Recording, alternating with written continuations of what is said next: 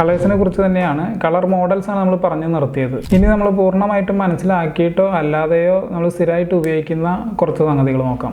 കളേഴ്സിനെ refine ചെയ്യാൻ വേണ്ടിയിട്ടാണ് ഇത് ഉപയോഗിക്കുന്നത്. ഹ്യൂ, സാച്ചുറേഷൻ, ബ്രൈറ്റ്നസ്, HSB എന്ന് ഫോട്ടോഷോപ്പിലും മറ്റൊക്കെ കണ്ടിട്ടുണ്ടാവും. ഇതിൽ ഹ്യൂ എന്ന് വെച്ചാൽ കളറാണ്. റെഡ്, ഗ്രീൻ, ബ്ലൂ ഇങ്ങനെയുള്ള ഡിഫറെൻറ്റ് കളേഴ്സ് ഉണ്ടല്ലോ, ഇതാണ് ഹ്യൂ. സാച്ചുറേഷൻ എന്ന് വെച്ചാൽ ഈ കളറിൻ്റെ ഇൻറ്റൻസിറ്റിയാണ്.